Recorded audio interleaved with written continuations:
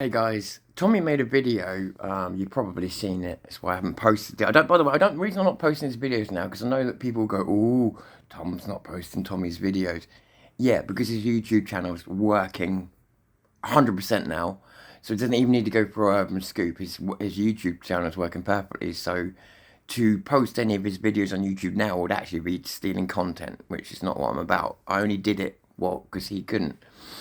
So he released a video where he talked about September 13th, of which is important to him.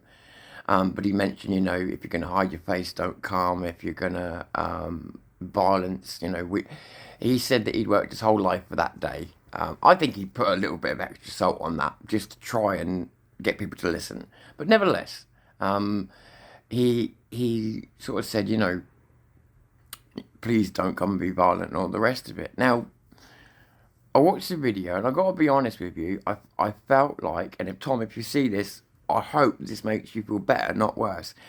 I felt like you're worrying about nothing, Tom.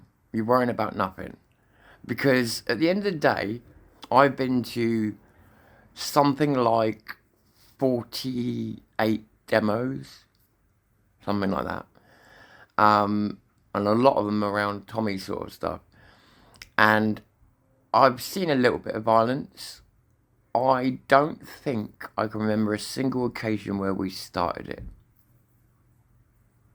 I hope I'm right about saying that. I need to think, but I don't remember an occasion where we started it. There was an occasion where the police got heavy-handed and then outnumbered and they were pushed against the wall. Team Tommy saved them. But beyond that, the only time I ever remember people getting really violent was when we had a Brexit rally, which wasn't set up by Tommy. And we went there, and there was this group of blokes, probably about somewhere between 4 and 7 of them. It was a crowd, so it's hard to say. But you could pick them out of the crowd because A, nobody knew who they were. B, all of them were gym goers, as in proper gym goers, maybe even steroid users, because they were absolutely massive. I don't mean tall, I mean they were units. The back muscles were bulging out of them, the arm muscles were bulging out. They were huge units of men. And they were picking up big metal fences and throwing them at the police. Something that smaller, weaker men wouldn't have been able to do, by the way. Not the way they did it. This thing flew. Yeah? But nobody knew where they come from, nobody knew who they were, and then obviously we all wanted to know, because these people were throwing stuff, that's the stuff they were throwing at the police. I think it broke one of their legs, the police. And it came out of nowhere. And the thing was, everybody wanted to know, and I remember after it happened, somebody showed a picture of the back of them, actually where I was stood, and there was a wire on the back of one of them. Now, that doesn't prove anything in itself, but it's as dodgy as fuck. No one knows them. They're all built like brick shit houses, like proper bodybuilders, yeah? And once all that violence had happened, they disappeared. Nobody knew them, and then there's a picture. Then we find a picture with them with a wire on them. Now, if someone's coming like that to cause violence, they are going to do it anyway. And you can't stop that. You can only respond to it. But they're not us. Whoever they were working for somebody. And the rest of the crowd knew that they were an alien presence and backed away from them. They didn't want to know them. And that's why I said I don't think you got any worries. Because even if these people come in and try and wind things up, the far right, as you know, Tommy, will send people to every demo that we do in an attempt to ruin it, canvas, whatever else. Out of those 48 demos, I saw no violence from our side. I've seen us provoked, I've seen us beaten, I've seen us betrayed. And the only time we've ever been a threat is when we've been pushed backwards and backwards and backwards, and then we've said, right, hold the line here, no more, because there's vulnerable people behind us. We would hold that line, and suddenly that line is impenetrable, because we will fight to keep it. But we never needed to, because you could tell what our intention was. So I agree with Tommy, don't go there looking for a fight. But I don't think anybody is. I don't think anybody will be.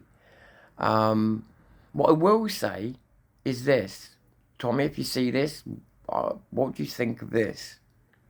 Because of the fact that we have such good supporters, you have got such good supporters, because of the idea of the fact that we know from previous experience that your supporters are not violent on the streets.